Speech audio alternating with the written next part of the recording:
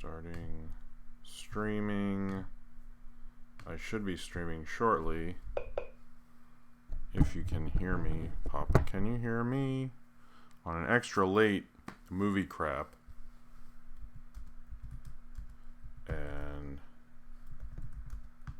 I hope starting streaming. I should be you can hear shortly. Me. You probably heard me when I did that. But anyway, I was in the chat just then, chatting away. Alright, Twitter knows. Whoever is friends with me on Facebook knows. I'm sorry this is so late, everyone. It was a family night. Yay, there we go. Hey, how is everyone doing? Welcome to Movie Crap.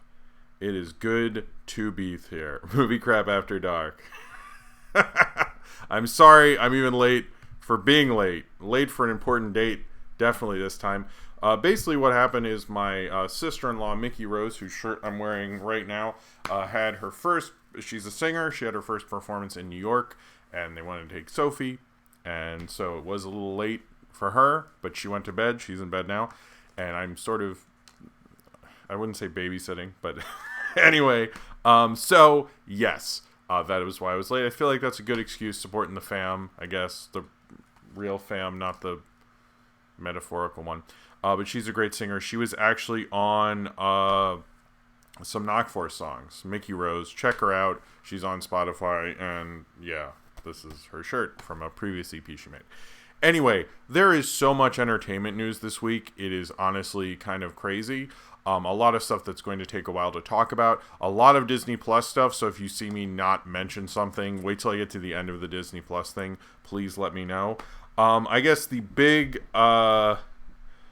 thing to say at the top of the show is this show is completely, and my channel is completely supported by you guys, the people who are watching, either through Super Chat or Patreon, and that is an awesome way to do it because I feel like we have a good relationship and everything like that.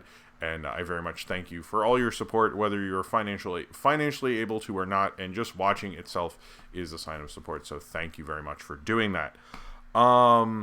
Which Knock Force songs, if you're wondering, she was on I Just Drive. She was on that, and she did the end theme, I think, for the Christmas Quickie. Yeah, I think that's it. Anyway, alright, we're gonna do a lot of songs. I think my voice is a little hoarse. I'm not sick. I was just talking loud at a thing I went to last night.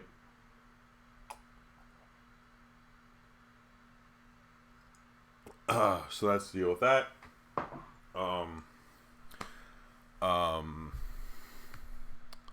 Yeah. I think that's it. What was I gonna say? Anyway, I like all these, everyone on the, in the chat. Thank you everyone for being here. It's very appreciated. So, yes, I feel like I'm forgetting something. Have all these people here. Yeah, everything's washed out tonight. Maybe I should have turned down the light. Maybe later. Anyway, hey, William Ellman's here. All right, drink H2O, Jim. Yes, the Red Bulls for the super chats, or when I'm feeling tired. We'll see. It's a late show. All right. So first off, there were a lot of trailers that hit this week. I'm going to go through all of them. Then I'm going to go through Disney Plus. There's going to be a whole section of this, including the Simpsons thing and a ton of other stuff. We usually, if you're new to the show, if you're watching this later, there's timestamp links in the description. If you're watching this right after it got processed and put up, the headline ones are in the top. The rest are in the bottom. If you want to ask me a question before the questions part, which is at the end of the show, please send a super chat and I will gladly answer it. It's a little harder to do this and watch that if you ask questions. So yeah, and make sure that you're not spamming the chat, because I don't want you to get in trouble if you read all about that from last week. Anyway, so here we go. So first trailer I'm going to talk about is the Sonic the Hedgehog trailer. We finally got this new design we heard they were working on for all this time. It's finally now out. They made the animators basically not see their families for weeks on end, and we finally got uh, we finally got this trailer. Sonic looked improved. In fact, all the Sonic kind of jokes looked a lot better, and I think we can all agree it was much better than it's like the best Sonic trailer, the best promotion we've seen for the Sonic movie so far. And I like what they did with the character design wise. It looks a lot better, but here's the thing: is it still doesn't look like a great movie. It looks like a bad movie that got kind of improved through reshoots and so forth, but it doesn't look like a movie that is going to be that much better. Like I was kind of like, everyone was like kind of rejoicing, and I was like, this got you really hyped for a movie that's going to be like Alvin and the Chipmunks or Woody Woodpecker or something. So I just don't understand. Like I kind of get like cool, they did make a better Sonic, but it didn't look like a good Sonic movie to me. I noticed they kind of, Jim Carrey was a bigger sell in the previous trailers. They don't seem to be selling him as much. This is very much going for the 90s nostalgia, since they're having Jim Carrey be Eggman, which I don't think is great casting. But the Sonic trailer did come out. It was a thing. I think people are a little more hyped. They definitely, like, Paramount needed to build on this campaign anyway. Like, originally this movie would have been out already, and I don't think, I mean, obviously they weren't going to go with this kind of campaign. They would have done it differently, but it just feels like this is kind of working out for them, you know, both because the fans are way more interested, and the Sonic fans you know, are a little tough. But in terms of writing, I just don't see it being that great of a movie at all. But the trailer certainly looked better, and I can say that. But it just, like, to me, like, quality-wise, it was like, I mean, I guess they made him a little better, but, like, I don't think it's going to be better than, like, Detective Pikachu, to be honest, on a video game level. Alright, so the next one is the Scoob trailer, which finally dropped on Monday, which feels like forever ago at this point. But the Scoob trailer came out. The main thing that I got from it is that they're very much selling the Hanna-Barbera universe thing. Which, I mean, I like the design of everyone. I like the voices for the most part. And I like the kind of very pup named Scooby-Doo. A lot of this is what I mentioned from the images last week. And I kind of picked up on more than I think I thought I would, like the Blue Falcon stuff. But I like, there are certain things like when they come up with his name and they go, what's his name? And he looks at Scooby Snacks. So I was like, hold up. And he names him Scooby. I was like, hold up. So Scooby Snacks predate Scooby-Doo? What? I just don't understand that. And then they go Doobie, and I was like, what is he looking at this beach? Like, I really thought we were going to have sight gags and someone was going to be, like, smoking weed or something, because that is, like, where that joke was going. And they didn't do that, and then we went do. Like, the other two are, like, so nonsensical, and then they just have this Scooby snack gag. I thought it would have been a perfect opportunity to make a weed poop joke, but they clearly are smarter and more sophisticated than me. But the Blue Falcon stuff, I was fine with it, but it does feel like he's going to be a part of the movie, and they're really going to be doing the cinematic universe thing.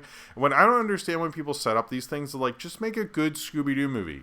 There's, like, this is one of the things about this that I think they should understand, how that Scooby-Doo is a big franchise. I know people think it's dumb, and certainly there are bad Scooby-Doo movies. Or there's bad Scooby-Doo stuff and the direct-to-DVD stuff, but this is the first theatrically released Scooby-Doo film that's animated. And I think they need to take that seriously and make a good Scooby-Doo movie. I really, like, I'm like, they should take this seriously and not just be worried about setting up this Hanna-Barbera cinematic universe.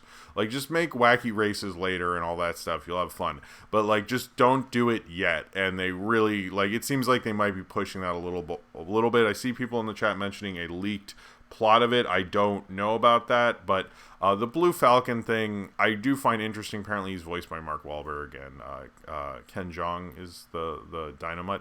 That I kind of find interesting, but I really just want, like, a good mystery. This is apparently being worked on by people who worked on Mystery Incorporated, which is, I think, one of the better versions of Scooby-Doo we've seen in the past couple of years. But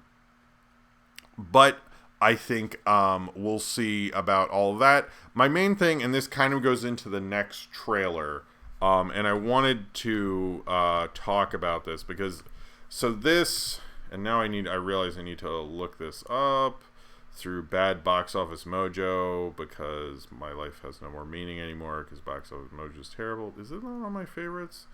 Oh, it is on my favorites, but now it's like the thing's different. Ugh, Box Office Mojo, what did you do to me? So basically, calendar. God, this is so awful. Like, why did they do this to me? I am so mad about that still. Let's see, May, no one wanted to go to May 19, man. Come on. No one, 2020, thank you. So, here's the thing with May. Oh, Legally Blonde 3? Forgot about that. I think someone reminded me. Okay, so, Scoob, which we just talked about, comes out May 15th. The next trailer, the SpongeBob movie, Sponge on the Run, comes out May 22nd. In what universe is that a good idea? Like, I'm sorry, what the fuck? Like, that's such terrible dating. Like, somebody's got to move. I sort of think I think Scoob should maybe move because of the success of Hotel Transylvania 3 later in the summer. I'm not going to look through the whole summer release calendar right now, but like, what are they? Is there a Pixar movie or something? I mean, I think Soul's in June, but it's just like, why are we like layering on top to nice, Ryan, Box Office no-go. Why are we layering on top these two animated films? I mean, it's cool. Like, a guy who is on one of my patrons brought this up to me, Dan Leon. I didn't notice that. Now that I'm looking at the release calendar, I was like, that's really, really bad. And they really should not doing that. And I know there's other movies coming out then too, and Fast and Furious is one of those, but like, they should really like be bumping one of them. It's really a shame. I don't know when they're going to do that. Hey, Niji Kichu's here. I was wondering when you're going to show up. Okay, fun fact. Then I'll go into the SpongeBob trailer proper and review it, by the way. Fun fact, people would very often call Hanna-Barbera Studios in the middle of the night asking what job did Barney Rubble had in the Flintstones. Didn't he work with Fred? Did he not work with Fred? Did he work with Fred? You know what? I know it's the middle of the night, but I think I'm actually going to call them. Is it like, do you just spell out Hanna-Barbera? Is that enough letters for a number? Does anyone, maybe I'll just text Ian. What is Hanna-Barbera's number? Please text back on stream. Be embarrassing if you didn't, while I move fingers on phone as sight gag. We'll see. Now I gotta know that. Is that real? I never thought about that. What was Barney's job? What have you done to me, Kichu? Thank you very much for the super chat and for that dumb gag. I hope somebody thought it was funny. Anyway, cheers to you and cheers to me.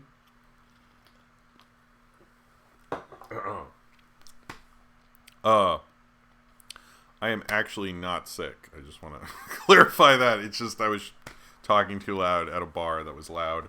Call Fred, LOL. Thank you, Marley. I don't have his number. That's a dumb gag. Thank you, Marley. Cheers to you. I appreciate the super chat. Sorry, that... I should have just called someone. That would have been funny. That's gonna bug me now. I'm not gonna Wikipedia it. He's a furniture reprocessor in the original series. Thank you, Ryan. Of course Ryan would know that. Okay, anyway. So the SpongeBob trailer. I really like this trailer. I think most people really like this trailer. Also, everyone keeps bringing up The Simpsons. I'm going to talk about The Simpsons. I'm just trying to put all the Disney Plus stuff in one thing. I'm sure he was a chef in one episode. All right. I'm like getting... You guys... Anyway. Thank you, Marley. Thank you, Nijikichu. Back to SpongeBob. I really like the design of this new SpongeBob movie.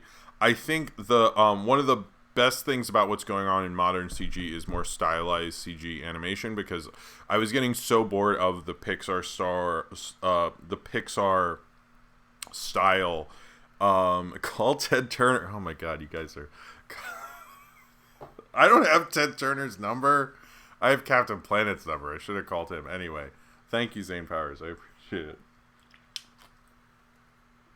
This is already going off the rails. This is a great stream already. All right, so you guys think my phone is a lot more interesting than it really is. Or I'm sure these are jokes, but anyway, you know what I mean.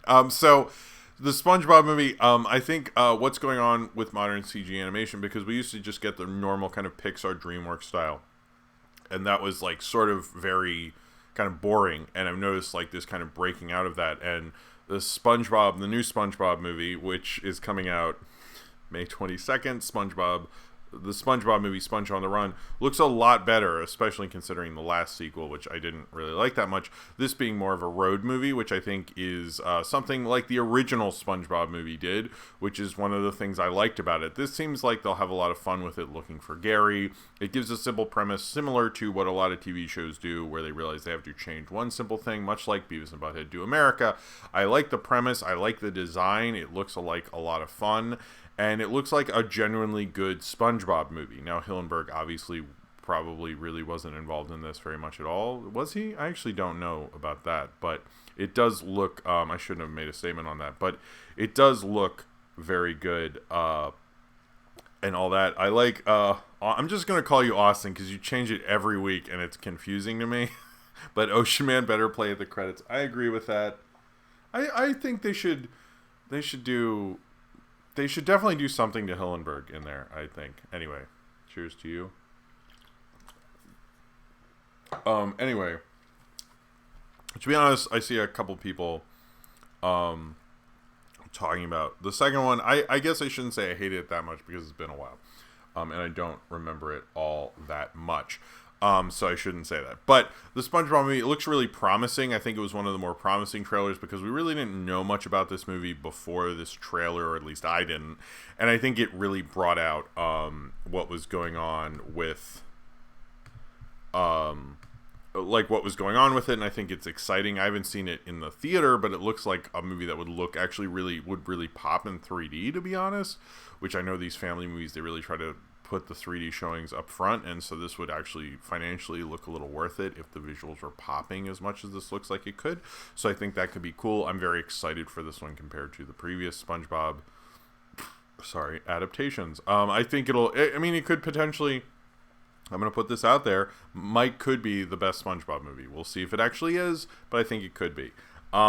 Potentially. But I think it's a great premise, and everything about the trailer gives me a lot of hope. So the next trailer, and it's a trailer that we have heard literally nothing about, but we can thank Ryan Walterson in the chat for telling me about it, is Norm of the North Family Vacation, which, if we're going to number it, would be...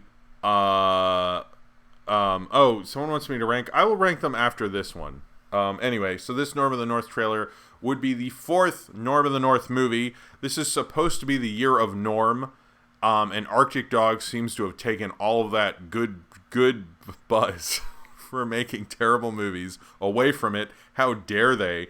But Norm of the North Family Vacations trailer is out. It's only on the Splash Entertainment website. I tweeted it earlier this week, so please check out that if you want to, I guess. But we have no release date on the fourth Norm of the North movie. So they are doing a fourth one. It looks pretty bad, apparently, because his crown has magic powers or something. To be honest, I sort of forget it. But his family's involved, and they go on an adventure or something. So, I'll review it when it'll come out, and hopefully I'll remember what's going on. The third one was actually maybe the best one. So... I guess. I don't know. They're all pretty bad. This looked pretty on par with Norm of the North. It didn't really come out to me. But I would like it to come out. I feel like they might just bump this out at some point. I will talk about... Man, you guys are hitting me I gotta finish talking about the things. But I'll rank these four trailers. Okay. A couple of you are mentioning Trolls 2. I will say I notoriously did not like Trolls. I think you all remember that. because I called it fascist, which I still kind of mean. But I kind of have liked all the premise of the Trolls seems fun, but then when like any of the characters talk, I'm like, ugh. So I don't. I like this one a little better. I don't remember any gags from it, to be perfectly honest with you, but I like the premise a little more. I would say of the trailers, I would put SpongeBob first, Scoob second, Sonic third, Trolls 2, and then North of the North last. That's how I'd rank them. All right, so let's get on to the Disney Plus portion of the show that will frankly probably be most of the show because there's just a lot of it. But I'm just going to go over, in general, about Disney Plus and then The Simpsons, if you're wondering what the hell's going on. So, here's the deal. Disney Plus, I signed up the first day. I didn't do a founder's deal or anything like that.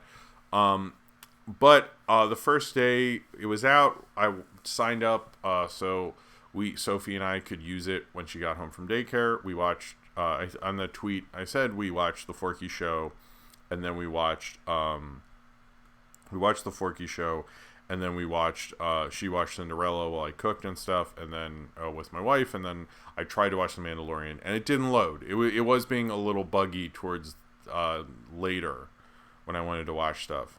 But in general, I haven't had any issues with it since then. It's been pretty reliable. I have gotten to watch the 2 Mandalorians, which I'll review later in the show. But I think in some ways it looks better than it is. I think you could look at... Okay, fucking Mike. Alright. Sorry, my mic's just decided to tip over and not be spin. God damn it. Okay. This is probably audio-wise not great. Anyway, so I think the thing with Disney Plus is it looks great on the surface. And I will say one of the things about it is I think it is very much selling the idea of its big brands, of its big IP, of its big properties. And I get that is how you do how Disney does it normally. But I think a streaming service is not just your biggest IP. Netflix is more than Stranger Things. In fact, they're not looked at just Stranger Things, which is an interesting thing to bring up because that show got about 40 million views, and this only has 10 million subscribers as of what we've known about it. We won't really know a full number, but as of right now, this is not bigger than just Netflix's biggest show. So The Mandalorian, I don't think, is getting those kind of numbers. It can't possibly get those kind of numbers.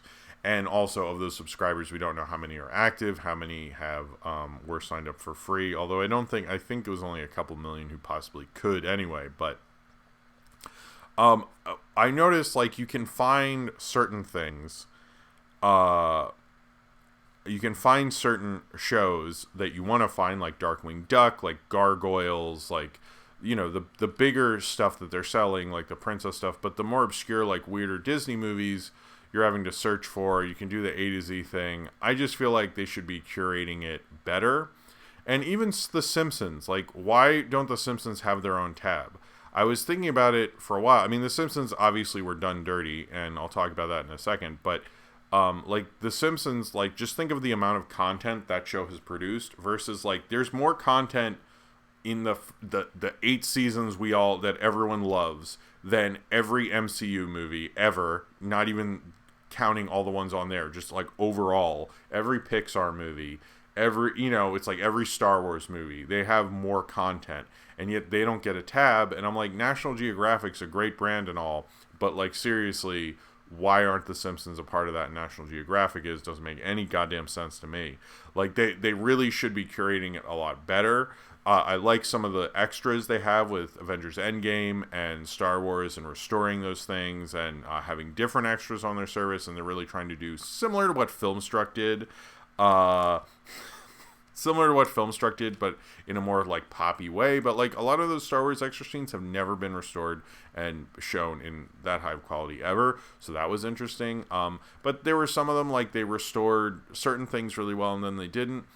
And the Simpsons thing is a shame, and it doesn't make any sense. Like, why are they having like certain shows out of order?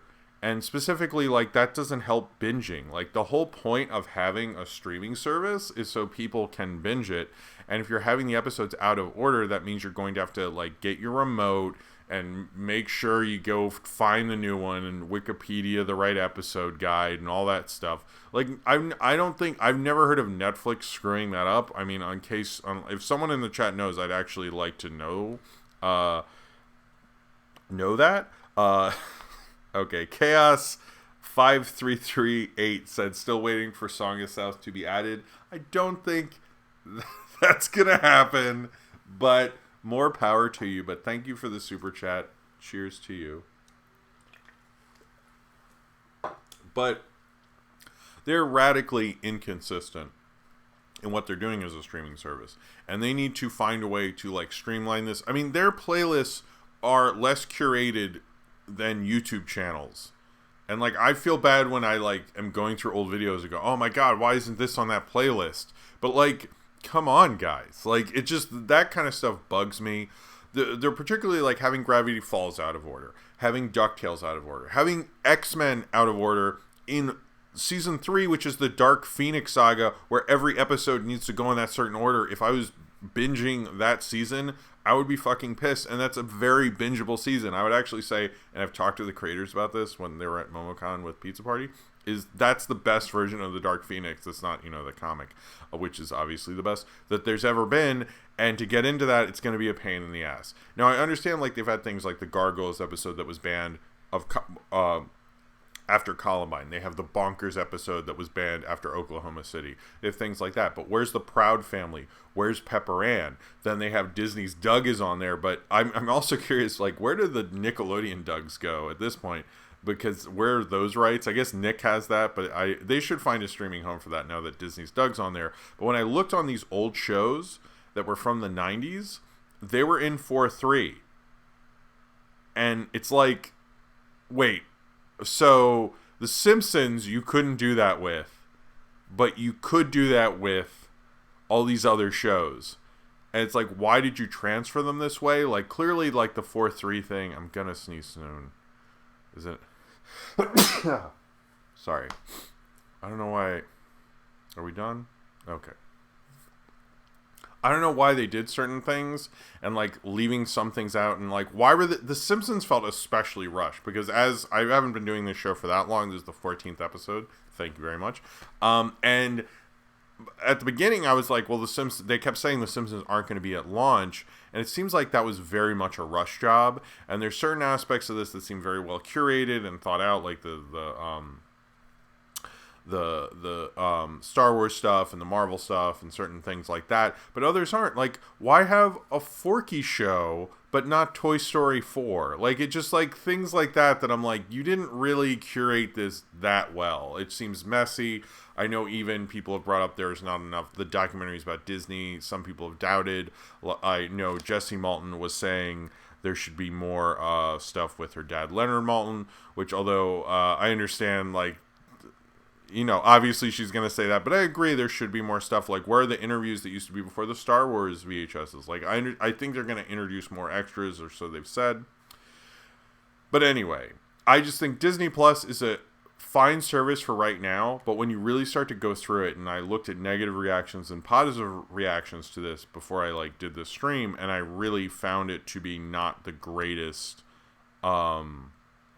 curated. And it was also like, where are the X-Men movies? Like, it's like, I knew Deadpool 1 and 2, that's obviously going to go to Hulu and Logan and stuff like that, but it didn't feel like you spent all these billions of dollars on Fox, and it didn't feel like there was a lot of Fox stuff there. Like, I guess you get 77 Star Wars, and that's neat, but like other than that, like, it just felt like you spent all this money on this, and if you really thought of it, it like looks really great when I first got it, and the downloading, like I've said this before, but downloading, oh, hold on, Hold on. We have a super chat. I have no respect for Disney Plus for them getting all the Warner Brothers Star Wars shows, but not the Genndy Tartakovsky micro series. Yes, and you brought that up before to me, Will. So thank you very much for the super chat. It's very nice of you. And I agree. That should be on there, especially since this is a big year for Genndy with Primal. It would have been great to see that there. I don't know. Again, is there a reason that's not on there? I don't know. But that should be on there at some point. And they're probably going to put it on there later, but they have no, like, dates on those things. But thank you for bringing that. Well, I appreciate the super chat. And the hit of Red Bull there. I just think I like it so far. There's definite pluses to it. Being able to download shows, especially when this is travel season for a lot of families, is going to make this thing quite a hit. But you can't get away with this for too long. Like the Proud Family, I live in Brooklyn. I live in predominantly black areas. And let me tell you, everybody's talking about where the fuck the Proud Family is. So, like, get that shit done. Because there's a particular demographic who really was excited for this. And also is going to be losing Princess and the Frog soon, which I know that's not going to go over very well. So this is just, I just think, and the whole thing of, like, having movies there and saying, like, oh, this will be available then. Like, come on, guys. Netflix doesn't pull that. Like, just, like, they need to rethink a lot of this. But I will say this is the first time a major streaming service has been launched in the age of streaming to this level. This has never happened before, so it's completely unprecedented. But I think the one thing that Disney Plus didn't think about is HBO Max is sitting there taking notes. And if they're smart, they will understand how to launch a streaming service properly. And I think that's going to be Disney Plus's biggest problem is they have to get their shit together by May 2020. If they do not, it's going to be embarrassing, and they really need to do that. Anyway, I hope that was good. I don't know. It is fun to search around because you can find stuff, and also more Disney cartoon shorts. Like, curate the hell out of that. I want, like, so many animated shorts. You just have, like, the hits. I want, like, everything. I have gotten a few people to watch the newer Mickey Mouse shorts, which is cool because it's on there. They're more into it, which I do think these streaming services will be great for animation, particularly Infinity Train on HBO Max and other things. Anyway, I'm sorry if I was... The app doesn't play videos on your phone. Bro, that's your phone. That's not the thing. Oh, here we go. Before I talk more about The Simpsons. Fun fact, according to Mark Summers on Double Dare, the contestants would constantly cuss swear words during the challenge portions. Luckily, there was no mic. Okay, cool. Thank you very much, Niji Kichu. Marley in the chat. Thank you for being here, Marley. I appreciate it. Said the Gendry, this should be mentioned. The Genndy microseries probably isn't on there since it's no longer canon, and canon has been a big deal for Disney since taking over the franchise. It's no longer canon? What the Wait, but how can you not make it canon with the Grievous thing? I don't understand that. That'd be stupid. Anyway. Alright, so the Simpsons thing is really bad. I watched particularly, a lot of people have been calling out the Christmas special, which is going to celebrate its 30th anniversary coming up and is definitely going to be a big deal, believe you me. I'm planning on reviewing it, actually. Spoilers, I guess. And I just tried to check it out. I haven't watched it fully, and it was really crappy quality because they were cutting off things. It looks so bad, and I really don't understand, like, what they were thinking doing that, and it's pretty sure they weren't, and they didn't really fully research what to do for that fandom and what to do for that show overall, because there's a lot of visual jokes. But just like Lisa writing I want a pony on her Christmas list, the joke didn't work. It just looks badly cropped. Like, just didn't look like they really thought it through. And especially since those earlier seasons are going to get a lot of publicity for the 30th anniversary, that's really embarrassing. They should fix it. They've already said they're going to. There is a section, a feedback section, on which I know Paleo's tweeted, and Niji Kishu made sure I mentioned it, but which, thank you very much for doing that. There is a feedback section. I've already complained about the aspect ratio thing.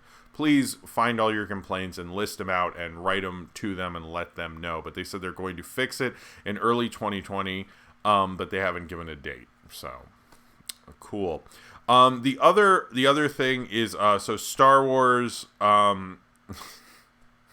Star Wars good things is they brought back the fanfare, although they didn't bring back the classic 77 fanfare. They brought back the 90s fanfare. They at least brought back the music, because a lot of people don't know this, but the beginning of Star Wars is musically set to accompany the fanfare of 20th Century Fox. It's actually like part of the movie, so thank God that's back. But I forgot to mention Stark Raving Dad. God damn it. Okay, well, anyway, I'll bring that up later. They brought that back, which is nice for, apparently, if you got the Blu-rays after Disney bought Star Wars, they didn't have the Fox fanfare, which sounds weird to me. I have older versions, and I'm fine with them, so I don't need to get anything. But then the Greedo shot first thing is back again. Supposedly, at first, everyone was like, why did it change again? And then he says it's shorter and there's like a blast of stuff, and there's still the Han head move thing, which is so awful, that they CG'd in. But then he goes McClunky, which Sebulba says in Phantom Menace. I'm not sure why McClunky. Just funny. Just funny. I just find that so funny. McClunky. So, but when at first people were like, oh, did Disney do this? And then they were like, well, actually we didn't. George Lucas did. And I like that he did that. Like, that was a total, like, end fuck you move. I was joking that, oh, here we go. Disney used old FX Simpsons Disney used old FX Simpsons world widescreen edits. Yes, no, I definitely agree with that. I think I read that somewhere. But yes, that's true. All right. Anyway, but yeah, so they changed the Greedo solo whatever whomever shot first thing again, but supposedly it was Lucas who did it. I really don't understand, like, was there something in that deal that they have to release these stupid special editions? Like, please just, you can have, I don't mind if the special editions are there, I just never want to watch them ever in my fucking life. So, like, just, I mean, it's like I've been forced to watch them. I actually don't mind the Empire Strikes Back special edition, I think is fine. But the other ones I don't like, and I would really just like, can we just have the 4K versions of the originals? They say they're not there, yet fans have made those anyway, so like, please just get that together. Like, that would be so cool. That would be great. The fans would love it. You know, like, we'd be fine. Lucas could get his anyway. I noticed when Spielberg made his E.T., he let the other version exist. Although, if you see E.T. on like a summer movie screen thing, they play the no guns edit. So I've seen that happen a couple times actually, and it sucks. What's some other things from Disney Plus? Oh yeah, so Stark Raving Dad is not on Disney Plus. That's not entirely surprising since it's been pulled from syndication. Homer vs. New York City, or whatever that episode is called, is on there, and other controversial episodes of The Simpsons. But Stark Raving Dad is not. That's honestly, it's not surprising, but the quality that it's in, I don't care either way. I've argued, could you not, since Michael Jackson is not technically credited, and Michael Jackson himself does not technically appear in that episode, could you not argue that you could still air it? But I think because I think that episode played a part in the Finding Neverland documentary, they probably don't want to release that right now. The other thing, and I found this to be sort of sad, and let me explain why I find it sad, because you could misconstrue that. But there was that rumor that the crows were going to be cut out of Dumbo, which I understand those crows are racist. You know, I'm not explaining the Jim Crow laws to you, partly because I shouldn't. But Dumbo, famously, and actually by David Mamet, is considered one of the tightest screenplays of film history. That's not a joke. That's a real thing. And David Mamet said there's no wasted moments in Dumbo, and he's right. So you can't simply just cut a scene out of Dumbo. Maybe the pink elephants, but you still sort of have to have it. So there's no way you could cut it out. There really isn't. Like, Dumbo's a tight movie. So I didn't think they were going to, but this smaller site, and I actually, believe it or not, I was talking to them about maybe being on their podcast or something. I never worked it out, to be honest. And they got kind of called out by Cartoon Brew, and I felt kind of bad for them, because, you know, it's like you have this source, you have this big exclusive for your blog, and, you know, we're all kind of small people making it out there, and, you know, they obviously heard some info that was not right, and it got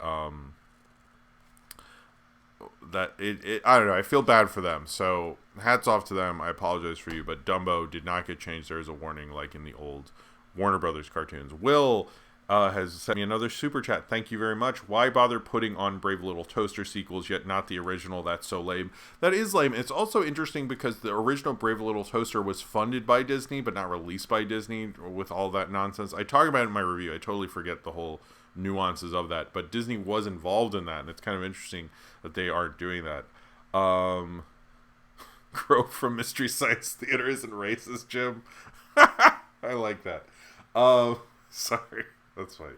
Cheers to you, Will. Thank you very much I appreciate the super chat.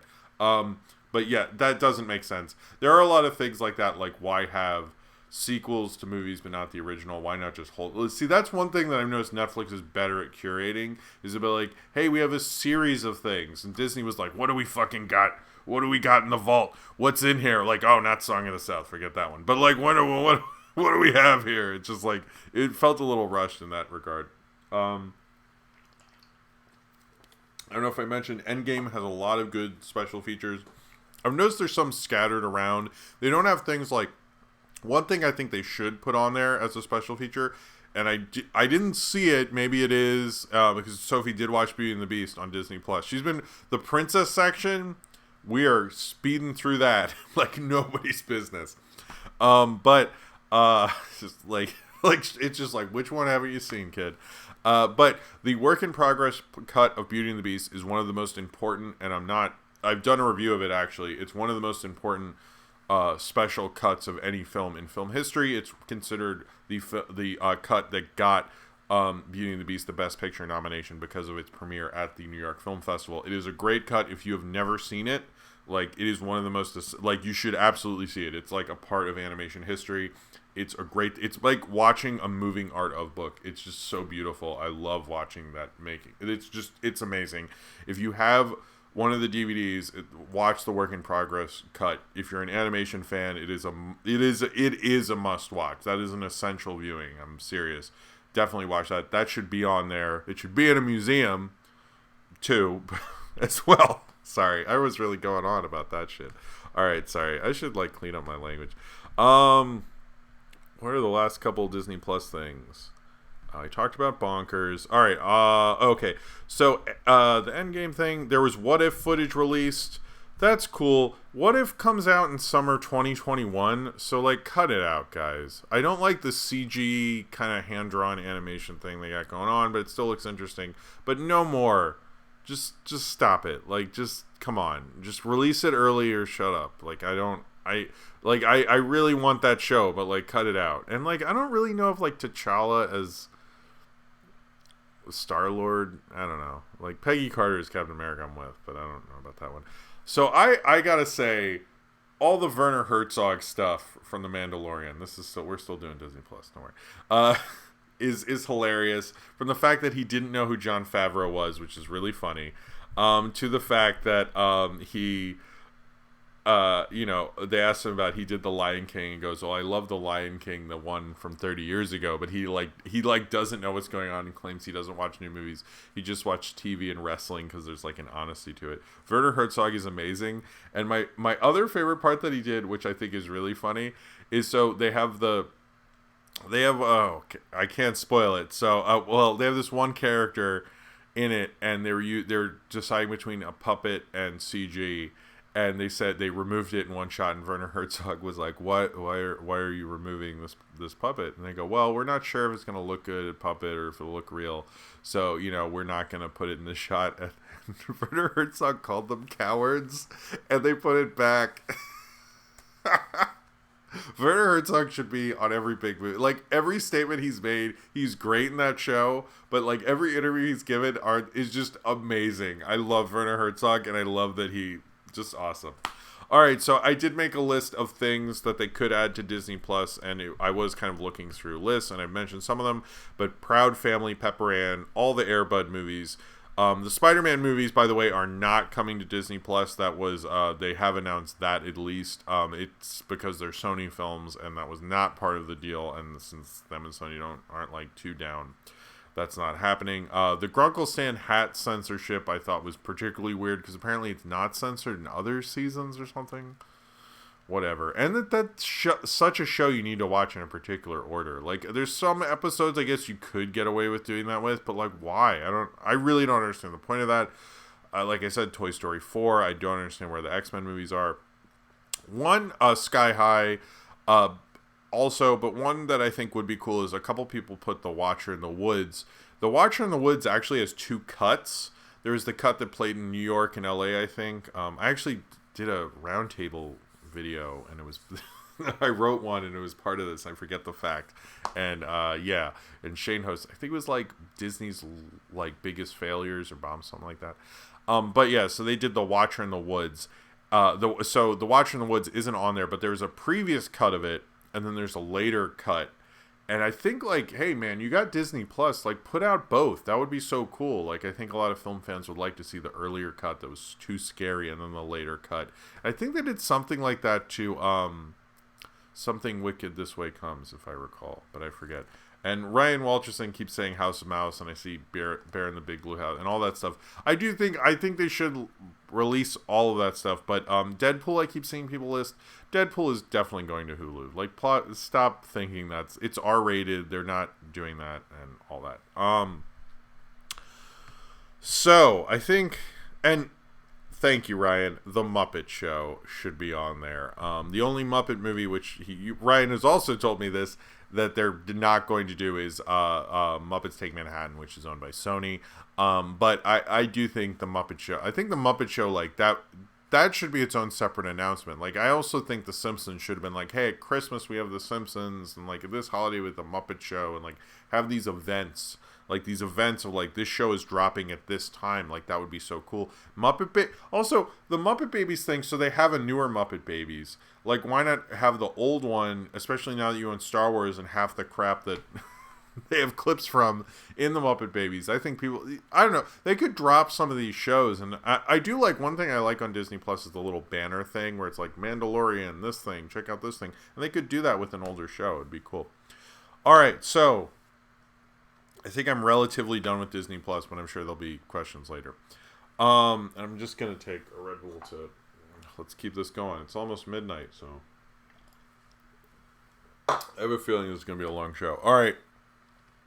So, not to be outdone, and in a deal that was most definitely done before this week, but decided to drop the news of this deal happening this week, Nickelodeon and Netflix have signed a deal to make several original properties based on their older stuff and maybe some newer stuff as well. The interesting thing about this announcement, at least the Hollywood Reporter one and most of the stories I read, they bring up other things. They particularly bring up the success they had with Rocco and Zim over the summer. But they don't really mention a lot of Spongebob, which I found to be really interesting. Why would you not announce Spongebob? But I think there's a couple of reasons for that. They did later say there's going to be a Squidward spinoff that's supposed to be musical or something. It wasn't a lot of clues on that one. But the thing with that is one of Nick's biggest weaknesses out of this whole time has been Spongebob takes up all the best time slots this entire time. Like, it always eats up everything. And if you don't need a time slot, you could have these other shows actually prosper. And I think it works out for Nick. I also think one of the things that hurt Nick, and particularly when they're trying to do like the 90s or all that, or the Snick Weekend or all that, I don't know, they've done so many for like 10 years, is that like most people don't have cable, they have streaming, and to get the people who would be excited by Nickelodeon shows and the families who would reintroduce their children to Nickelodeon shows, you really have to be on Netflix. And I think that would really work, you know, if you're going through and go, oh, Clarissa, I'll watch Clarissa, or I'll watch Real Monsters, or, you know, the more obscure shows will really flourish. I think they will probably make, they say they're going to make new stuff out of the older properties and stuff like that. They haven't announced anything.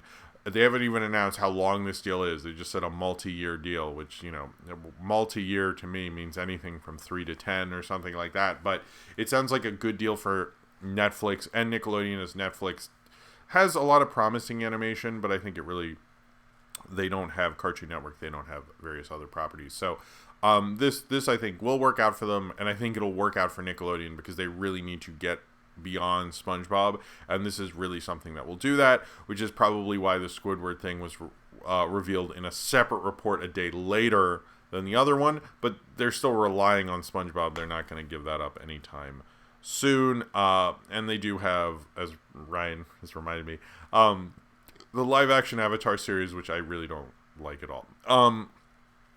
But that is kind of a major deal. We'll see where everything goes with the streaming. Is such a crazy world, and this was kind of one of the bigger weeks of this whole thing.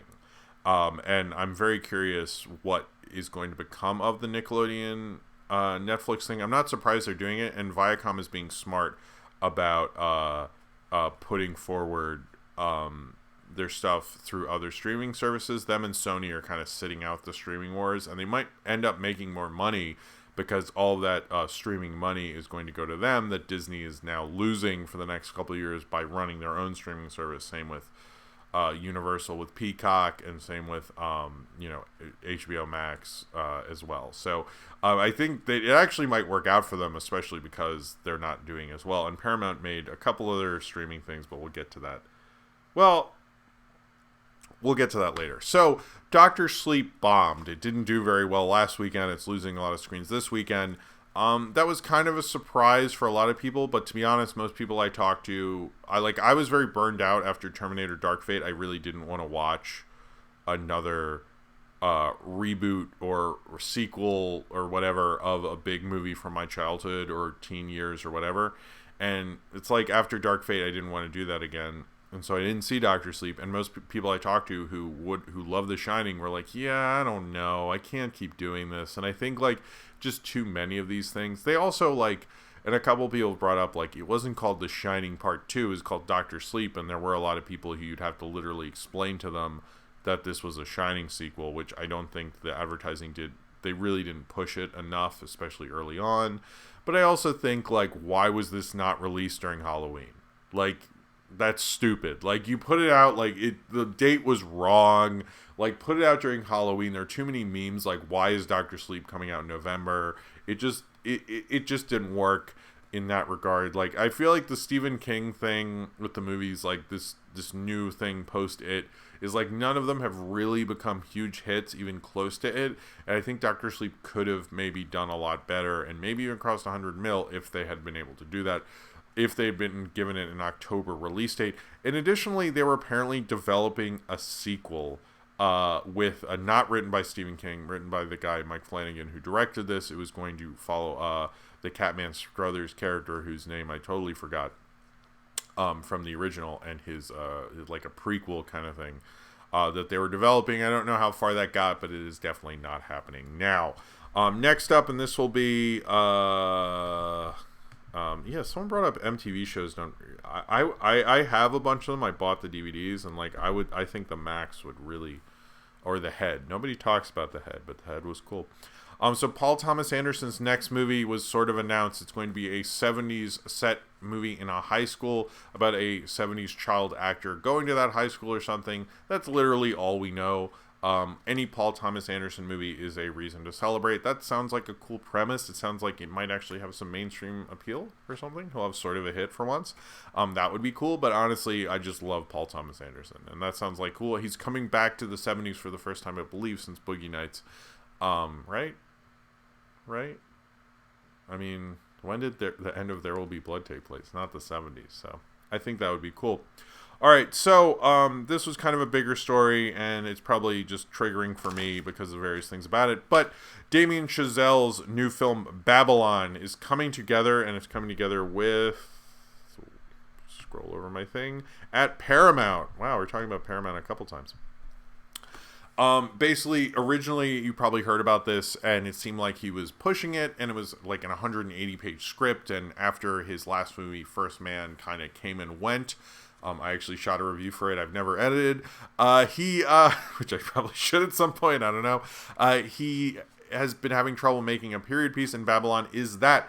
Babylon is going to be a period piece about the transition from silent film to talkies. Is going to have Emma Stone and Brad Pitt. Emma Stone playing Clara Bow. Brad Pitt playing a John Gilbert type character. It's going to have a Irvin Thalberg character as well. And what was the other movie star? there's another big movie star person. Damien Chazelle, I will say, First Man was a lot more interesting than La La Land. And I could see this kind of becoming good, but the thing that really annoyed me about this story was not the project, it was that everyone going like, hey, it's like The Artist. I'm like, yeah, that's true, but it's also like Singing in the Rain, guys. Like, one of the greatest movies ever. Like, Singing in the Rain. Singing in the Rain. Like, I don't understand why that's not like the obvious reference point. Oh, I'm skipping apparently. Oh, I can see myself skipping a little bit. That's not. Oh, there we go. Okay. Anyway, but yes, I don't understand why people are describing it that way. It sounds like it could be promising. I think First Man was at least interesting, so we'll see what happens with that.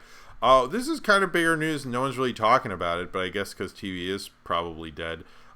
Is ABC is going to stop looking at same-day ratings. They're going to look at ratings for shows in terms of like what's going on demand and so forth, because certain things like Stumptown in particular have done better the days since it's actually aired, and a lot of networks are actually, this is the first networks that's really announced it, so it's actually a big deal, that they're not going to look at same day ratings as much. They're going to look at the overall health of a show to kind of develop followings from it, which actually makes better streaming services and so forth if you're catering to cult followings and building up audiences. So that seems to be what they're actually doing, and kudos to ABC. I think that's one of the smartest moves I've heard in a little bit.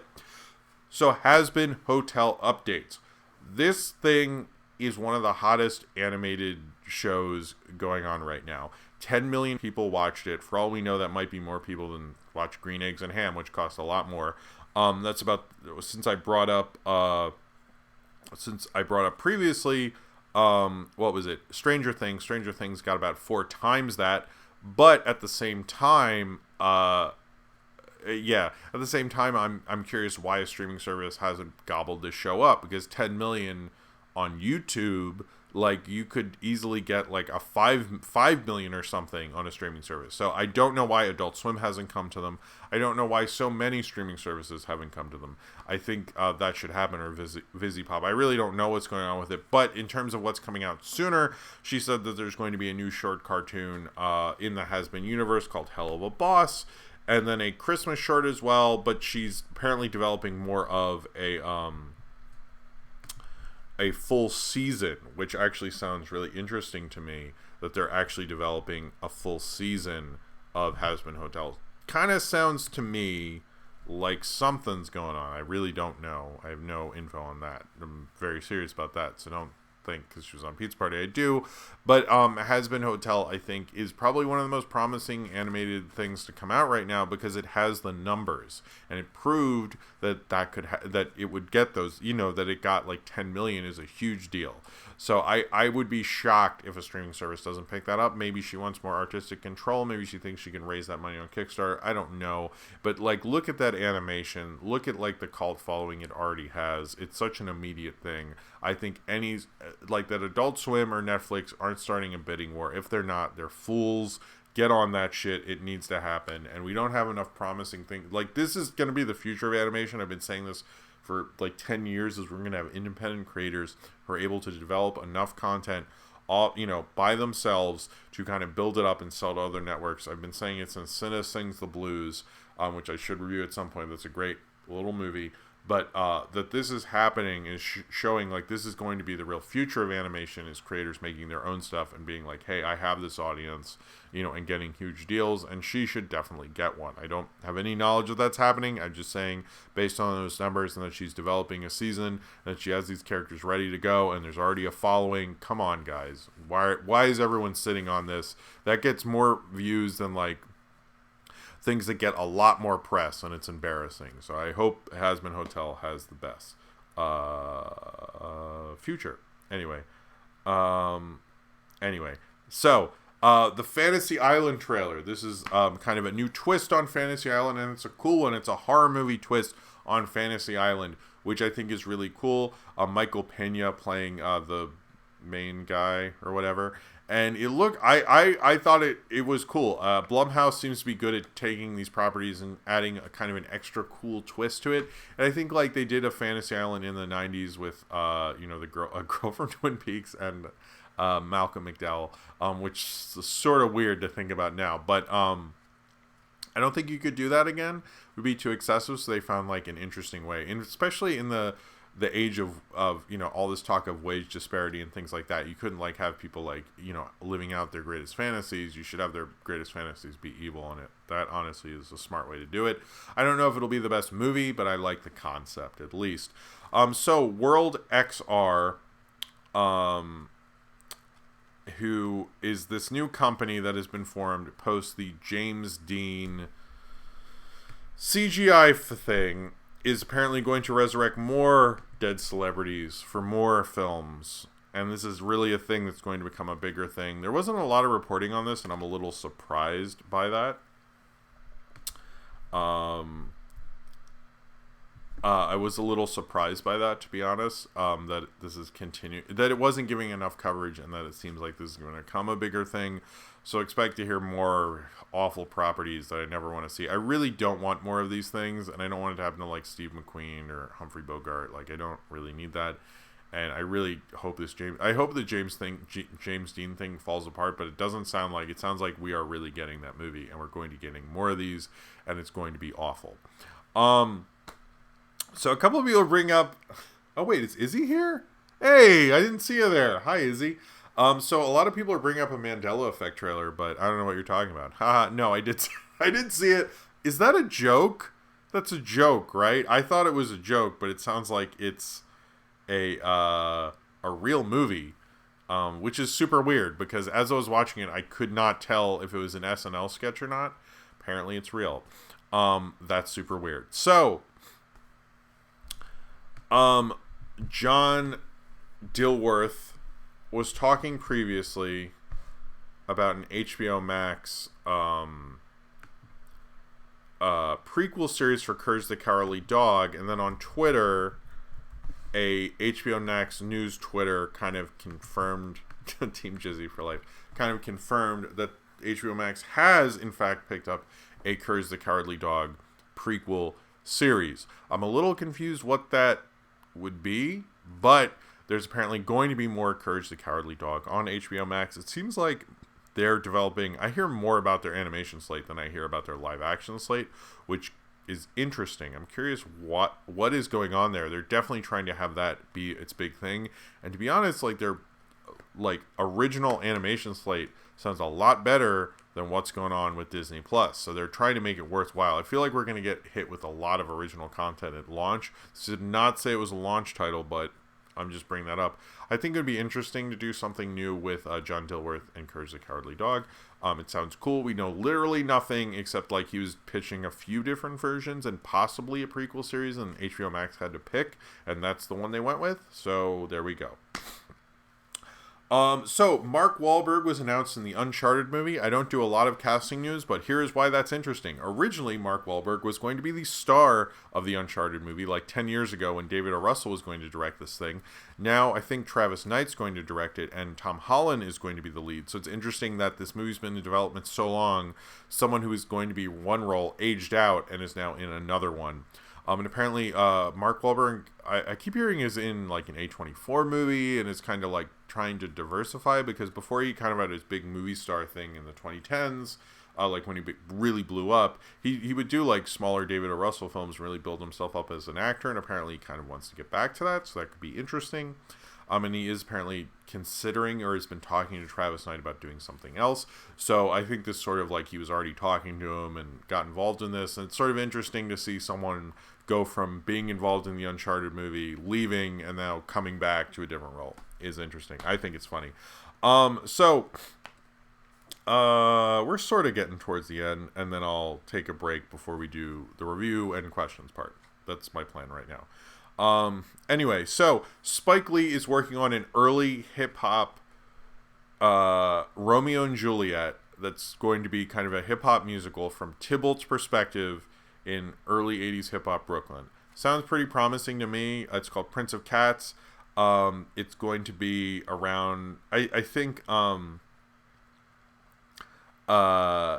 It sounds interesting. I'm curious. Like, there's like too many things in that, but like Romeo and Juliet from Tybalt's perspective sounds like sort of perfect for our kind of angry age. So I think that could be cool. I think Spike Lee could be cool with that. Apparently, he's doing a Vietnam film. I don't know why he's obsessed with maybe doing, war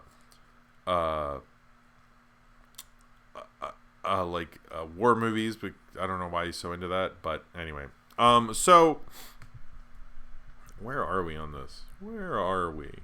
We're doing okay. We're definitely going to go over, though. This is going past 12:30, baby. All right, so Beverly Hills Cop was announced. Beverly Hills Cop 4 was announced for Netflix. Apparently, Paramount is going to license that property. And I have a super chat, so let me do that. So do you think if we demand the Song of the South, Disney will add it to Disney+? No. No, they won't. I'll drink this super chat to you. Thank you for the super chat, The Night That's Blue. That's very nice of you. I very much appreciate it. Thank you for the support. No, I do not. Bob Iger himself has actually, since he took over, watched Song of the South and actually reviewed it. Or so he says. He went on for months like, I'm going to watch it and figure it out. And then he watched it and goes, yo, guys, this movie's like really racist. Did you guys know like how racist? Because like, holy shit.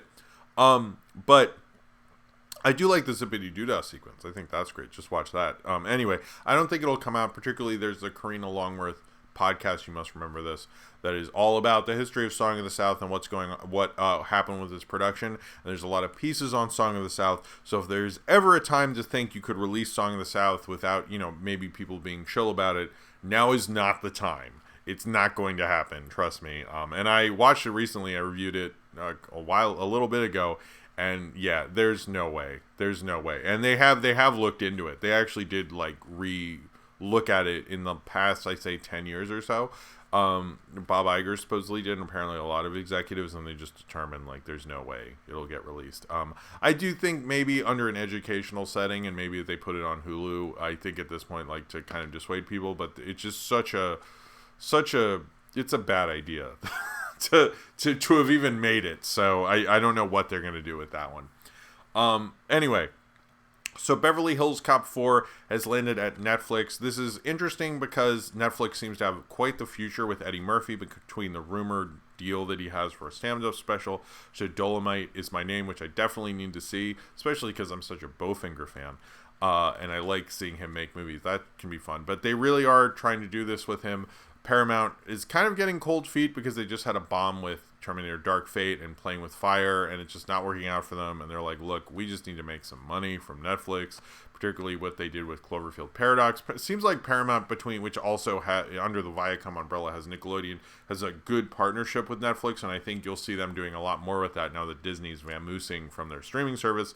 But at Beverly Hills Cop 4, the thing about it is I actually think if you gave this film the right release date and really developed it, it could do well, which is why you have been hearing about this film for like literally decades trying to be made, and it hasn't. But I think Netflix could let Eddie Murphy do whatever he wanted. It seems like the executives and the powers that be always mess with this film. But if you literally just go, here's artistic control, I think Eddie Murphy could shine with that, particularly like you look at what's Adam Sandler's success on Netflix. I think you could see a similar thing with Eddie Murphy. And with this, I don't know who's directing or anything like that. And we could see... we could see this getting, delayed further, but this is kind of the first big Beverly Hills Cop 4 news in like forever. So it does seem like Netflix is really pushing Eddie Murphy. We'll see if he does that SNL thing. I'm so curious. Whenever that SNL night is, I'm definitely like having the stream start early because I want to see that live. Like something's gonna. I would be so shocked if we got through a whole one and he was hilarious and he did everything perfectly because it's just like it's been so long for him with SNL. But I find that to be a really interesting story that like this might be how Beverly Hills Cop 4 happens, and a lot of these long-awaited sequels now that the reboot thing's kind of dying, I think would do a lot better on Netflix. Like if Terminator Dark Fate was on Netflix, I think a lot more people saw it. Same with Dr. Sleep, frankly. So that might be the way to go with these things. It's kind of like what happened to the Snakes on the Plane, kind of made to be B movies, is eventually they had to become Sharknado and go to TV, and then they were a lot more profitable.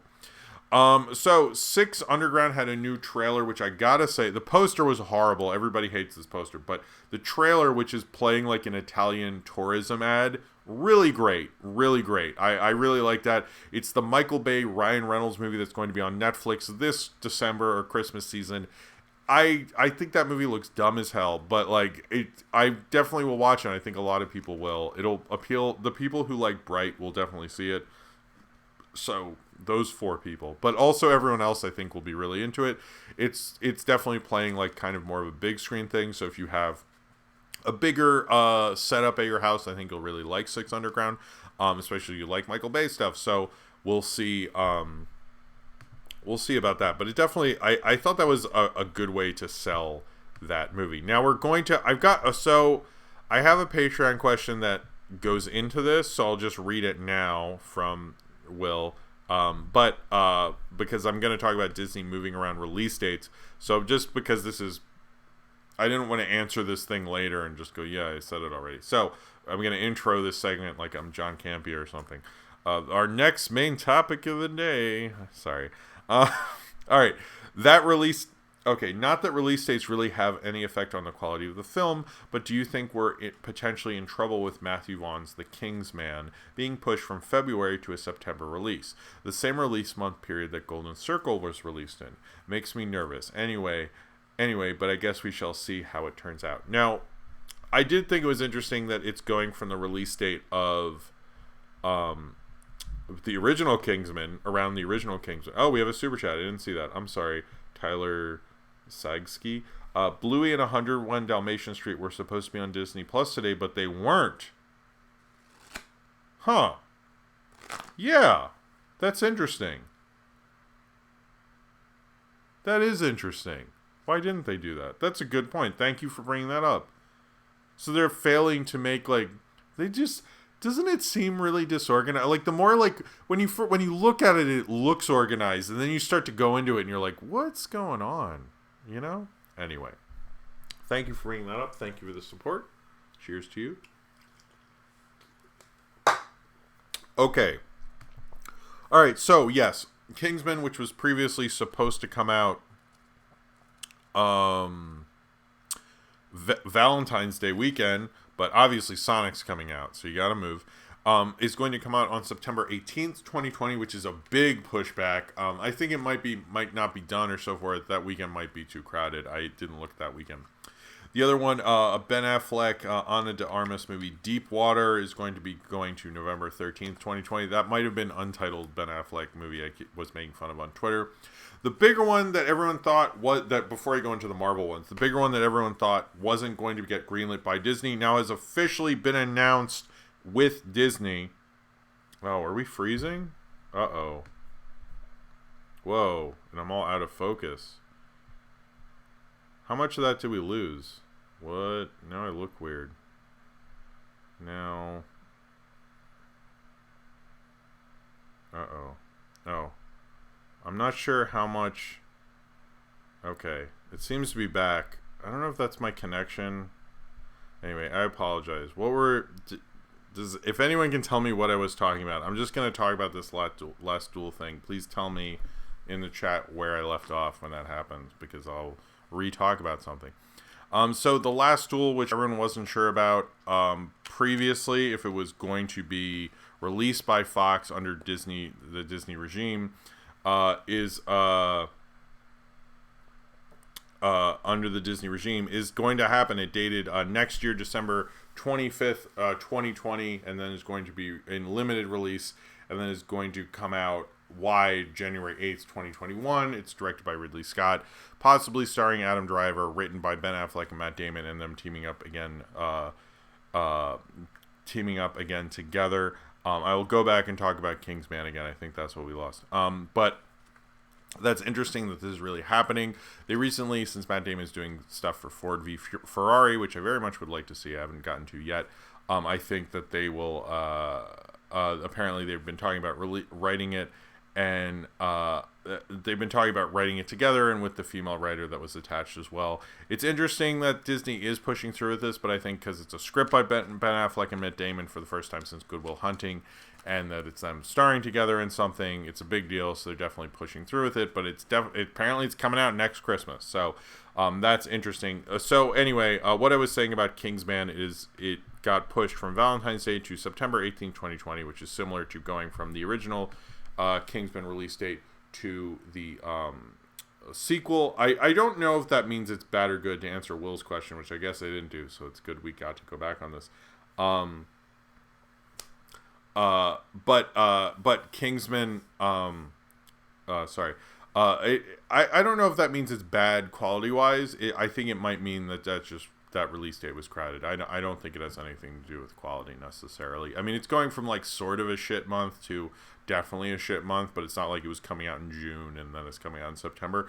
Moves like that do not make me think that there's much of a faith in it, and I think they have some faith in it. They're probably just going like, what Kingsman dates work, and they probably just went, okay, well, if you're not there, then you're over here.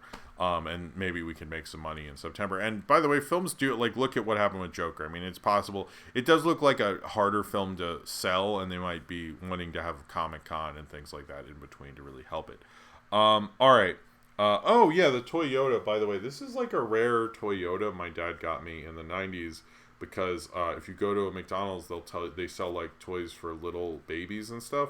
And he was like, he asked, like, do you have a Star Wars one for that? Like, haha. And they're like, we actually do. So it was like a taco, but whenever the prequel came out in 96, this is copywritten on there.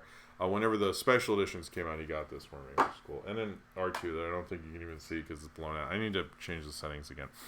Anyway, so there were a bunch of Marvel release dates announced. October 7th, 2022, February 17th, 2023, May 5th, 2023, July 28th, 2023. So 2023, we're getting 4 Marvel movies, and then November 3rd, 2023. A lot of people are saying one of these is going to be Deadpool 2. Some people are saying, or Deadpool 3, sorry, Ant-Man 3, which has been announced for the director. People are saying maybe Blade, which I'm like, because of October 7th, 2022, that's possible. I do see possibly Captain Marvel being one of those and so forth, but Ant-Man we've gotten a lot of news about lately, so I think Ant-Man might be that. Either that July 29th was everyone thinks, but it could be February. I could see Deadpool 3 moving to a summer date, but they need to figure out Deadpool 3, but we really don't know anything about that. And Guardians 3, which I think will probably come out, I'm not sure. Actually, I could see May 5th with Guardians in 2023. Maybe. And some people are saying Fantastic Four, some people are saying X-Men, who knows, but those dates have been selected as untitled Marvel movies, so that's a thing. Alright, where are there other stories I need to talk about? There is three, sorry. So the Way Back trailer, which shows Ben Affleck being a drunk, and then he's going to coach a basketball team, apparently. Cool for him. The basketball team is, getting better and stuff through his teaching them. It looks like kind of a grittier, darker kind of basketball coach movie. It's directed by Gavin O'Connor, who did The Accountant for him, which was actually a big hit for an original property. So it actually did a lot better for Ben Affleck and was a big starring vehicle for him. So I think he will, the studio is going to push that pretty hard. Next up is Jim's a boomer. I don't know about that. All right, so Black Adam is going to come out around the same time that Aquaman came out, but in 2021. It's coming out the same release date as Avatar 2, so we'll see about that. I think Black Adam could probably move up. It's starring The Rock. The poster came out and it looked really cool, and I should have downloaded it and put it on here, but I didn't. Other thing, and this is sort of an actual big deal, I'm surprised more people aren't talking about it, is Roma is coming to the Criterion Collection. We'll get a Blu-ray release. This is the first Netflix original movie that didn't just go straight to the streaming service and actually is having a major Blu-ray release of it. Their series has had previously, this is what everyone's saying, I'm not 100% on that, but apparently other Netflix bigger, more prestige films will be going to Criterion as well and getting the big Criterion release, which is interesting since those are available on Netflix. So that might be the future of kind of Criterion as like a lot of people are saying is Other Side of the Wind should get the Blu-ray treatment, but I'm like, yeah, I guess it should, because that is a major film. But it's sort of interesting that Criterion is doing that with Roma and possibly other franchises as well. I'm sorry, possibly other kind of more art house films from Netflix, and that could be interesting. All right, so I'm going to go to the bathroom. Then when I come back will be reviews of the 2 new Infinity shorts, and then the Mandalorian as well. And then I'll do questions after that. And sorry, I just need to pull something up about Infinity Train. I hope you guys, I'm sorry I'm keeping anybody up, by the way. I hope I'm not keeping you guys up too late on this stuff. Anyway, I will be right back and go to the bathroom. I'm not a boomer. I'm actually not. I'm in a weird place where I'm not even, not Generation X or millennial. Anyway, I'll be right back. Talk amongst yourselves. I will not be too long.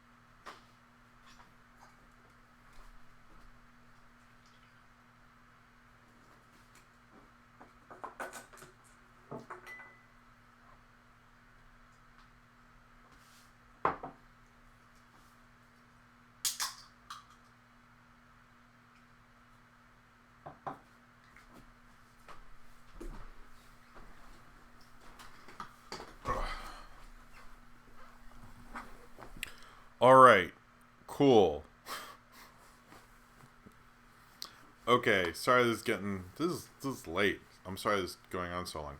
So I'm going to review Infinity Train first, and then after that I'm going to do Mandalorian. Oh, the door's not closed. Hold on. Sorry.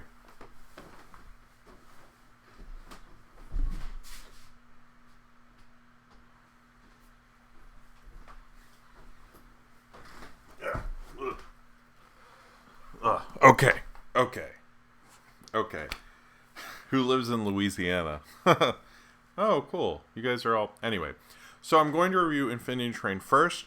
When I do my Mandalorian review, I'm going to type in the chat stop or start, and then when I'm finished, I'll write stop. So if you do not want to know anything about the Mandalorian, you can still watch this stream and do so. There are time code links, so if you there are time codes in the description, so if you're watching this later, just look at when the questions are in that time code and skip ahead to that. Anyway, so Infinity Train released 2 more shorts. This will be the 9th and 10th short. We really don't know how many these are. Everyone says there's just going to be 10. We don't know that, but they released these 2 on the app and the website on Friday. They came out on YouTube on later dates. Those 2 new shorts being the Minecraft short and the Wedding Cake short.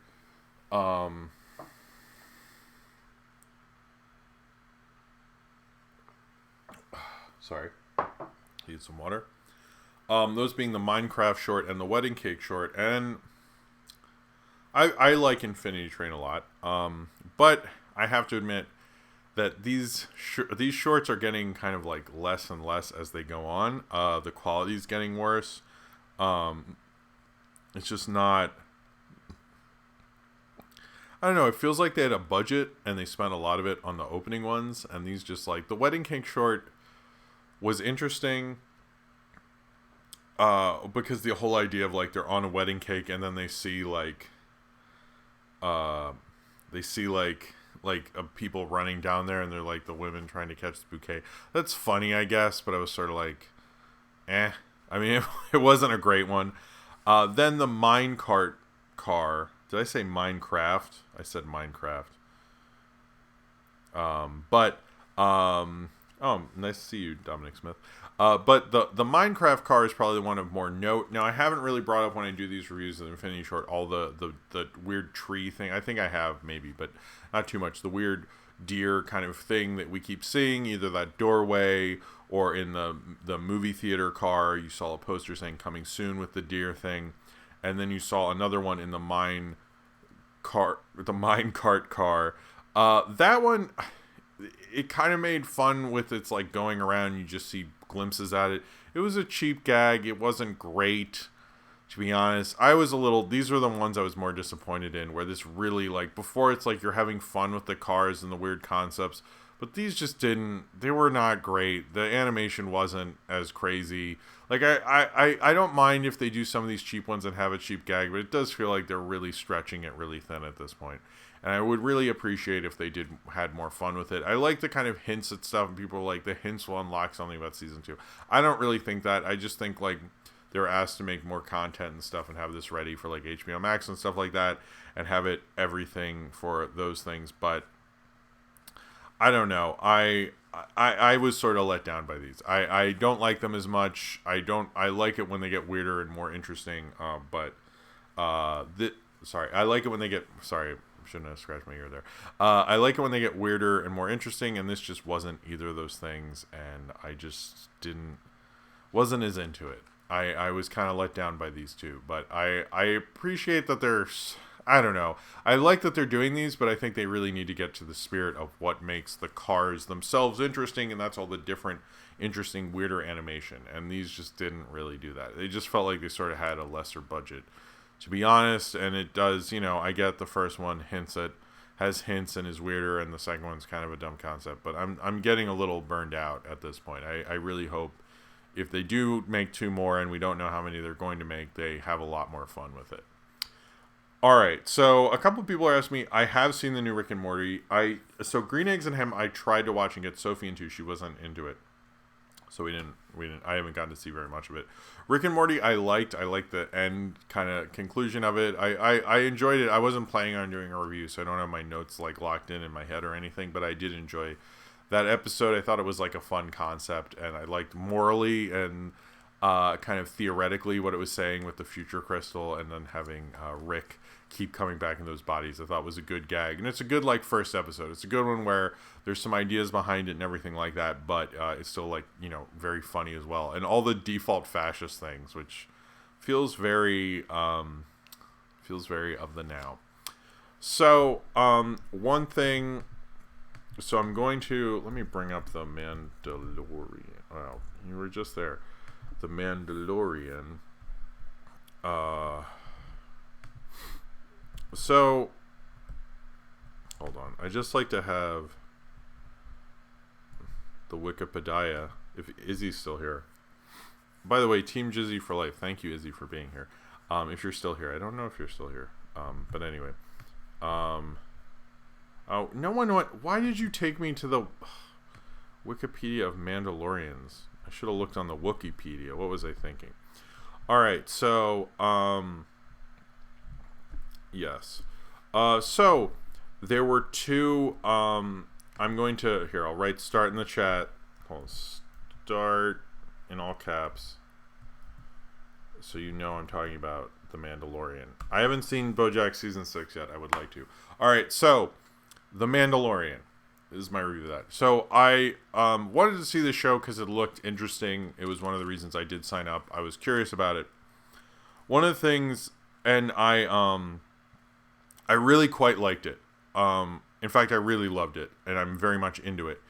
I love the score. I love the way it's going on, and I love what it says about Star Wars, because I think one of the things about Star Wars that we don't talk enough about is uh, before I go on to this, I will talk about the canceled Rugrats movie, the fourth Rugrats movie. After this, I forgot to.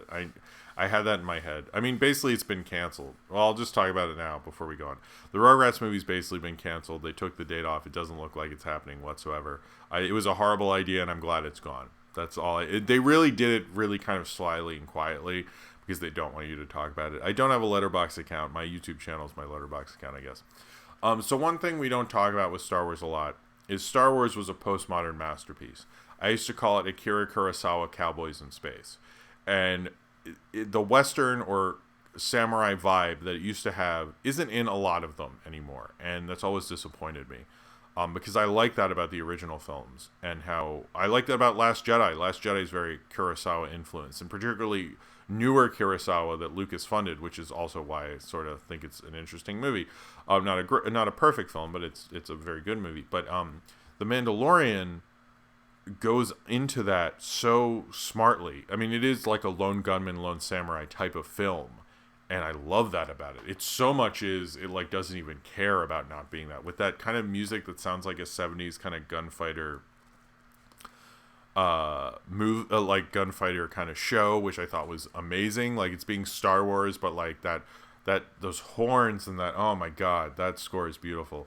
But and I love the end credits with like the art looks like art of books of Star Wars and the Macquarie drawings and stuff. But I like what it's trying to do with Star Wars, which is do like a simple kind of lone gunman story. It reminds me of the Dark Horse comics and the books and things like that. But I also like how it's going in, it's being, Star Wars can get too obsessed with lore and too obsessed with like Star Wars has to be these certain things. And it's kind of like going into the things of Star Wars that we don't get to do enough, which is do the lone gunman thing, do the Western thing, above all, do all of everything. But then at the same time going into the lore. And this is me talking about the spoilers specifically, so you've been warned again. But the baby Yoda thing is so interesting because we don't actually know the race of what alien that is. George Lucas has always been very protective of that character, and apparently he actually let them know what that alien race's name is, which he's never let out. And then and then Jon Favreau, who wrote the first 4 scripts he wrote them on spec before no one even knew about it when he wrote the 4 scripts, and then he pitched it to Disney, and they loved it. The first one is directed by Dave Filoni, who I don't know a lot of his stuff with Clone Wars, but I know he's highly regarded in the Star Wars world. The other was directed by the director of Rick Faggy. I can't remember. What did he direct? Like that movie? I can't remember it. And Pan liked it. It was about like the kids who sell drugs with like Bitcoin. Damn it. Anyway, I totally forgot it.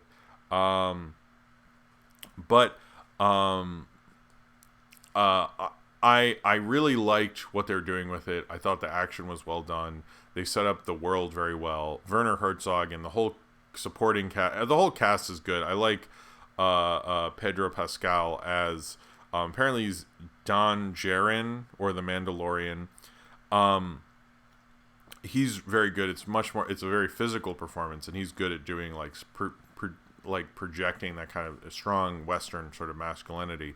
But then you have the supporting cast from Werner Herzog, who's amazing, to Horatio Sands as an alien, to Taika Waititi as that's like a weird, he has a weird name, IG-11, to Nick Nolte as the little alien who's like, I have spoken, which I love that whole thing. I really love this. It's one of the best Star Wars things I've seen. But I also love the lone wolf and cub idea. The idea like no one's really seen a Jedi, because this takes place between Return of the Jedi and Force Awakens. So the only Jedi they've heard of is Luke, who's more of a myth. They're kind of getting into the ethos and the kind of ideas of it, but in kind of like a moral way. Like, I think Westerns are very much like moral plays, like moral theoretical plays. You really get into the best ones, and this is playing that way. Particularly because the Mandalorian was an orphan. Like, is he going to give up this Yoda creature who's supposed to be 50 years old? That first episode I thought worked really well, setting him up and setting up the world. The second one I know has gotten some crap because it's basically like he has to do this thing with the Jawas and they take apart his ship and everything like that. But I would say that second episode is playing like a Western, because the West was hard and people would fuck with you and take things away from you, and you'd be set in those situations. And I think that's what they're selling predominantly. It was dope. Thank you. Sorry, guys. The director of Dope did the second episode. I liked both of them, and they played like a classical kind of Western. I really was in awe of this show, and I'm kind of highly recommending it to people, because it's the kind of Star Wars you want. The one that like couldn't happen because Lucas wouldn't let them just hang out on Tatooine and fight Jawa in Return of the Jedi. And to me, that sounds really interesting. And I feel like too much Star Wars has been about the big, huge thing, and this is letting Star Wars be those small characters, that world you wanted to open up from the first one and go into. And I really love that about these first two episodes. The first one more setting up the world, having that amazing, awesome opening sequence, sort of not fully understanding what the Mandalorians are, but understanding, how bounty hunters are and everything like that. And you got a lot of, I thought they were cool action sequences. Some people have complained about them. And then in the second one, more being about like him on this sort of lone wolf and cub journey, which it very much is. Previously they've been influenced by everything from previously like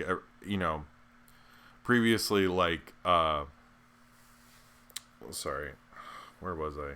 It's been a long night. But I don't know where it was.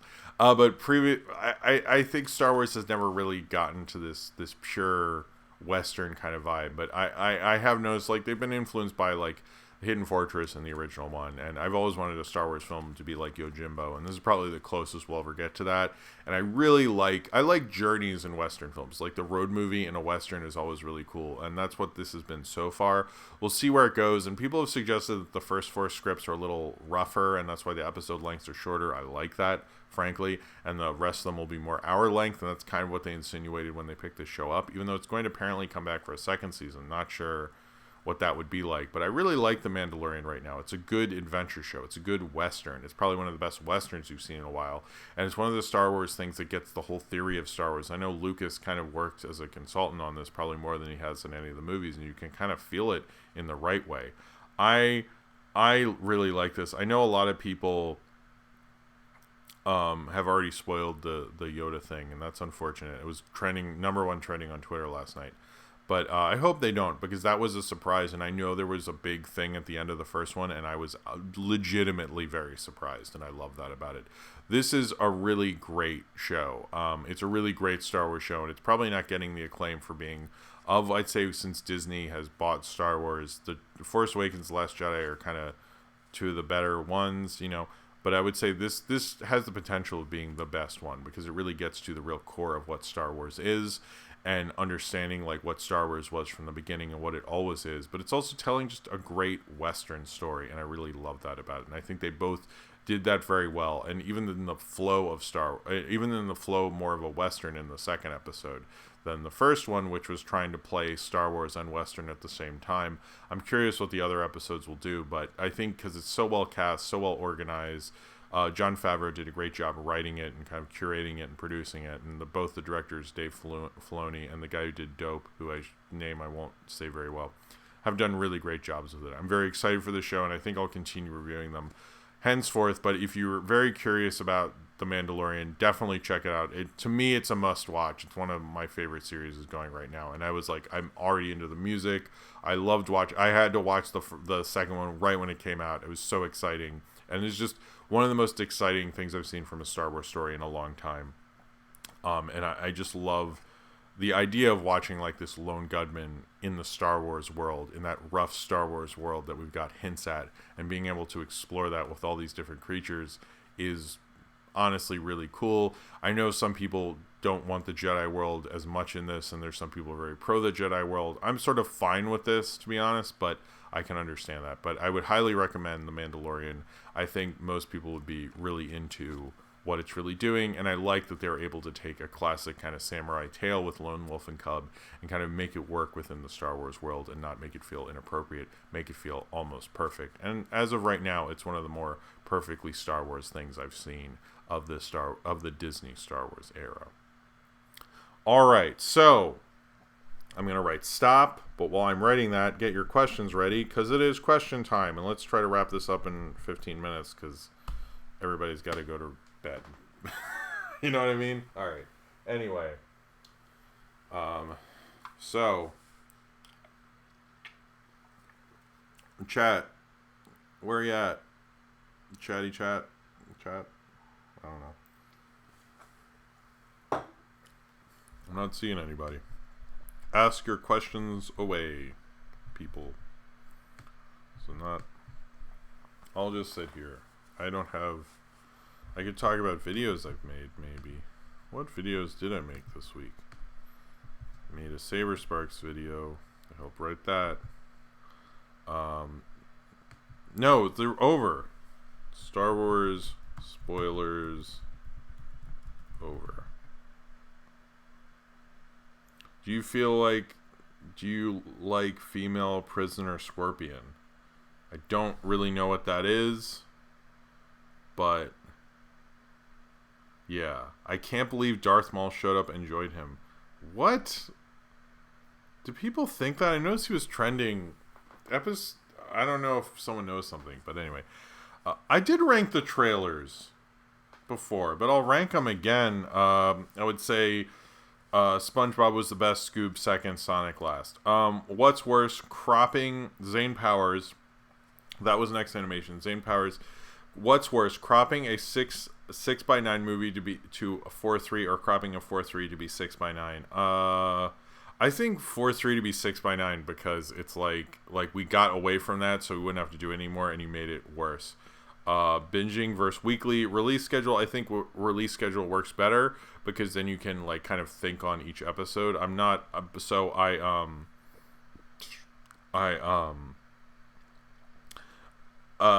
not as into binging personally, and I think it helps develop a show better. And since none of the new streaming services are doing it, that probably says something. Jordan Bushard, I guess it's a Patreon question, but thoughts on Justin Bieber's upcoming animated film Cupid? He posted a screenshot from it. I don't know. What do you think? I didn't see anything about it. I don't know who's involved, but that sounds stupid to me. Yeah. I don't know. Sorry. I don't know anything about Justin Bieber's upcoming animated film. It sounds dumb, and especially for him called Cupid. That's gross. First animated crush, I guess maybe She-Ra. I don't know. Have you lost weight recently, Jim? You looking thinner in the face. Thank you. I don't think so, but anyway. Nathaniel Fogel, what do you usually do for Thanksgiving? I have turkey and do stuff with family. I don't know. Jacuzzi Bonanzi, a question: where do you get the background music for your videos? Do you make them? I do make them. All the music in my videos is made by me. Sometimes I use my brother's music, but he hasn't made anything in a while, so it's older stuff. But if it is him, it's marked that in the video. I don't have it anywhere, and I've thought about doing something with it at some point, but I'm honestly too busy to do that, and I need to make more new music because I've just been using the same crap over and over again. Okay. Do you think that Viacom will make their own streaming service? No, I don't, because they're making deals. If they were, they wouldn't have made that Netflix deal. So I don't think they are. I think they're going to wait it out. Although they do have CBS All Access, so in a way they do, but they're not using it like most people are. They're just using it for Star Trek and other things. So they're not putting Nickelodeon on that, which is odd. You'd think they would, but they're like, let's just sit out the streaming wars, because Paramount going to other things, it's interesting that they're doing that. I'm curious what they know that the others don't, or maybe they're stupid. I don't know. Questions: what episodes would you like to see played for Turkey Day this year? I would like to see, they had some exclusive cuts of Turkey Day episodes. They should do that from previous Comedy Central Turkey Days. Like 701 has a special Turkey Day cut of it. I think that should be one of them. I would do that one. I was like Manos. I think EGAT. I would do a lot more of the big classics than a few of the weirder ones. You could do a whole one on episodes that premiered on previous Turkey Days. That could be cool. I think the zombie one, Zombie Holocaust or whatever, that I reviewed. I do plan on finally reviewing the 4th episode of the Mystery Science Theater of the last season and releasing it on Turkey Day. That's my plan, at least. We'll see if I get to do that. What movies do I start with to get into samurai films? From Jaden K. I would say Yojimbo. Just go with Yojimbo. Do a lot of Kurosawa. Yeah, I would do that. There's other ones. There's a lot of lists online I would go with, but I would say Yojimbo, Sanjiro, Seven Samurai, all classics. Can't go wrong with Kurosawa Samurai, But I would go with Yojimbo's pretty amazing. Or any ones that influence Western films that's probably closer to your own sensibilities as an English-speaking person. So I would say go with that. But I would just do Yojimbo. Yojimbo's awesome. Question: do you have any experiences with? Hold on. Where did I miss? Do you have any experiences? Crap. You're pirated. Okay, hold on. Where? Question: do you have any experiences with collecting Laserdiscs growing up, or just VHS only? Do you have any Laserdiscs? I don't have any. I have some transferred stuff from Laserdisc to VHS, like Kafka, the Soderbergh film. But I never collected Laserdiscs. That never worked out for me. What?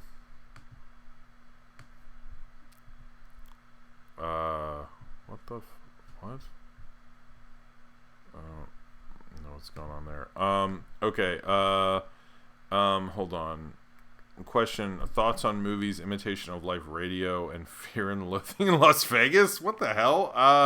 I didn't see Radio. Imitation of Life has been a while. Fear and Loathing in Las Vegas, I think, is maybe overrated.